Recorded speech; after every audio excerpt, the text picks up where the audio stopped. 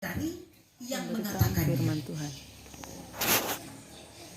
Oleh sebab itu, peliharalah kasih persaudaraan. Ibrani 13. Kita harus memelihara persaudaraan di antara kita. Kalau tidak karena hubungan dengan saudara-saudara Terangnya hati kita. di sini baik, tidak mungkin jauh-jauh datang dari Papua, dari Makassar, dan seterusnya. Kalau tidak karena ayah ibu dengan anak-anak baik hubungan, tidak mungkin mereka datang.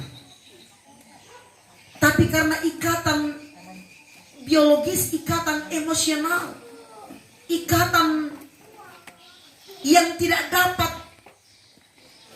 ditukar dengan apapun.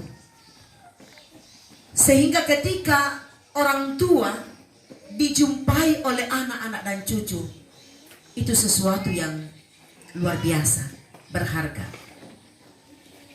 Tadi dalam ungkapan Natal keluarga terungkap di situ bahwa ya ternyata ya, dari anak-anak akhirnya ya ada yang bersedia di sini. Pasti yang lain juga bersedia, tapi karena memang ya tidak semua bisa untuk itu. Sama ketika misalnya kami saudara berkumpul, kalau mau pulang itu neneknya Kelvin menangis. Nah khusus itu, di kena tak ami male mendaka akan dia nakku kukuat hasil kumbangmu apa mau dikandil, menangis kalau kita mau meninggalkan mereka. Dan saya kira seperti itu orang tua, apalagi kalau sudah bersama kita lagi senang-senang susi para torikua, betapa senangnya kita tertawa bercanda dia bersama, tiba-tiba sesudah itu mereka harus kembali. Tapi begitulah kehidupan, kita akan selalu berada dalam siklus itu, sehingga ketika waktu itu ada, nikmati. Mungkin biasanya memarang itu ambe indo TTP itu maka miki TTP itu maka miki kumande, atau kalau di kampung itu jam 5 kumande miki ada kampung tuh TT anan lama miki atau ya begitu ya.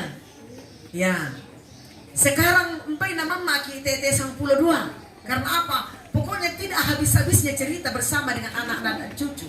Atau pasien entah kenangan masa kecil anak-anak kita cerita dulu waktu kecil seperti itu dan seterusnya. Mungkin juga bagi keluarga di tempat ini.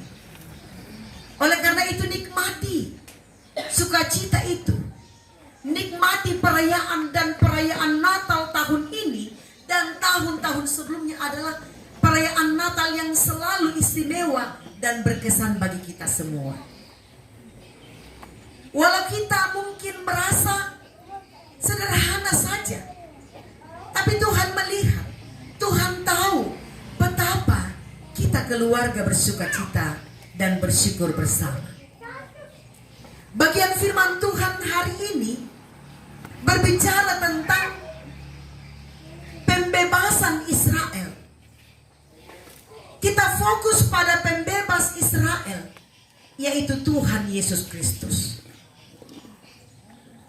Kita lihat bagian ayat-ayat ini, sering kita mendengarkan bahkan dalam berita buatan tadi, berulang-ulang. Mika 5 ayat 1, Mika 5 ayat 1, dari sekolah minggu ini kita dengarkan. Dan sampai hari ini. Karena itu kita habiskan semua baca. Sesudah berbicara tentang Bethlehem yang sama dengan Efrata. Bethlehem, Efrata, sebab di Kejadian 35 ayat 19 sama. Bethlehem itu, Efrata itu adalah Bethlehem. Dikatakan di sana, demikianlah Rahel si jalan ke Efrata, yaitu Bethlehem. Jadi ayat 1 sampai ayat yang kedua ini berbicara tentang dua kota, membandingkannya.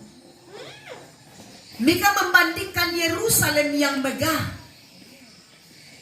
tapi mengalami pengepungan Babel, dengan Bethlehem yang sederhana, tempat yang kekal. Yang kekal itu huruf besar. Tempat yang kekal. Memasuki dimensi waktu untuk penyelamatan umatnya. Sebab masa depan rencana keselamatan Tuhan terletak di kota Bethlehem yang kecil. Kita sudah mendengarkan dalam setiap perenungan bahwa karya Allah itu dimulai dari hal-hal yang kecil dan sederhana yang luput dari perhatian manusia. Mengapa tidak lahir di kota-kota yang gemerlap? Mungkin juga kita berkata, mengapa memilih Israel? Padahal banyak bangsa-bangsa besar yang memiliki kuda-kuda dan keperkasaan, pasukan-pasukan perang. Mengapa Yesus Juru Selamat lahir di Bethlehem, kota yang kecil? Mengapa ia harus lahir di kandang domba? Mengapa berita kelahirannya pertama-tama kepada para gembala? Dan seterusnya. Mengapa kepada Maria dan Yusuf? Tapi kan itu jauh sebelumnya sudah dinubuatkan dan digenapi sempurna di dalam kelahiran Yesus Kristus. Rencana Allah itu pasti. Rencana Allah bagi dunia ini adalah rencana yang terus-menerus berjalan. Tidak dalam pikiran kita mengapa harus seperti itu. Rencana Allah juga bagi setiap anak-anaknya pasti. Allah punya rencana bagi diri kita masing-masing. Karena itu bersyukurlah. Dalam diri kita ada rencana Allah. Yang berikut, dua kelahiran disebutkan di ayat 3 sampai ayat yang keempat. Kelahiran Mesias itu akan membawa harapan bagi Israel. Tetapi bangsa itu tidak menerimanya.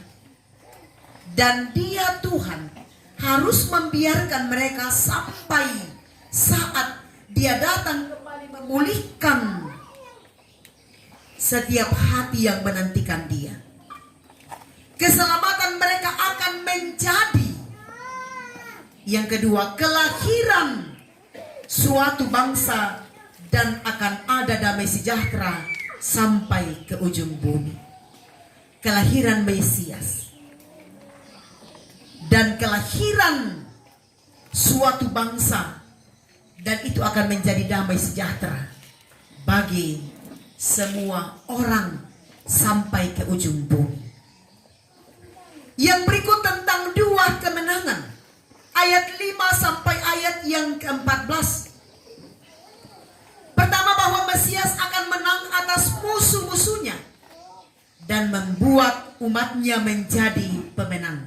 Menjadi pemenang digambarkan akan menjadi seperti singa dan akan berbuah seperti digambarkan dengan embun. Dan yang kedua kemenangan di situ bahwa Dia juga akan menang atas umat kepunyaannya sendiri dan menyucikan mereka dari dosa.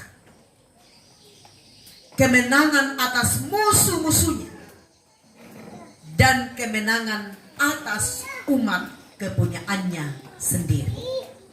Ia memenangkan kita semua. Kita tidak hidup lagi dalam perhambaan dosa. Karena itu, Bapak, Ibu, Saudara-saudara, inilah kemenangan kita yang akan terus kita beritakan. Bahwa tidak sia-sia kehidupan kita. Kehidupan kita ini berharga. Kehidupan yang diangkat dari dosa. Kehidupan yang dipulihkan, yang ditebus, yang diselamatkan di dalam Yesus Kristus. Sebenarnya Bapak Ibu, kalau kita merenungkan terus-menerus secara mendalam tentang kehidupan kita sebagai anak-anak Tuhan, maka luar biasa kehidupan kita. Kita akan selalu beroleh tidak akan pernah hilang. Sebab damai sejahtera orang percaya tidak bergantung pada situasi. Damai sejahtera orang percaya bahwa damai sejahtera itu akan tetap ada sekalipun gemuruh dan badai sekeliling kita. Misalnya tadi diungkapkan oleh Ibu Kekasih, buat anak kekasih dia yang sementara berlayar. Ia sebagai ibu tentu merasakan bagaimana kegelisahan, sebagai ayah, sebagai saudara-saudara. Tapi hal gemuruh dan badai itu sesungguhnya tidak hanya terfokus pada satu tempat. Entah mau di laut, mau di darat, mau di udara. Hal badai, hal gemuruh dan riak-riak kehidupan akan selalu ada. Tergantung kita bagaimana melihatnya. Percayalah bahwa dalam gemuruh, dalam goncangnya dunia sekalipun, Allah ada bersama dengan kita. Bukankah Yesus yang adalah Immanuel? Artinya Allah menyertai kita. Allah menyertai kita dalam kehendaknya. Sebab pun penyertaan Tuhan itu adalah penyertaan yang dipahami utuh. Artinya bagaimanapun kita, itulah penyertaan Tuhan bagi kita. Kalau misalnya seperti ini Bapak Ibu, kita berada di hari ini tanggal 26 Desember 27, 28, 29, 30, 31. Biasa di ujung-ujung motor biasa di seperti rasanya kita mau menantikannya hingga lepas, sehingga berkata, oh ini isiamu. Memang selalu yang di ujung-ujung itu yang membuat kita was-was. Ya nalindu motor di otak ya kembali seperti biasa, menghidupi hari-hari anugerah Tuhan dengan tetap mengaminkan Tuhan ada beserta dengan kita. Ia memelihara sekali lagi keluarga kita dimanapun mereka berada.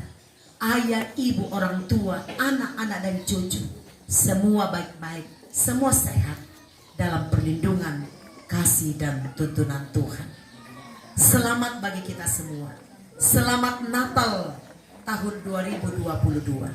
Selamat menyongsong tahun kehidupan tahun 2023 bersama-sama dengan Tuhan. Tuhan Yesus memberkati kita semua. Haleluya. Amin.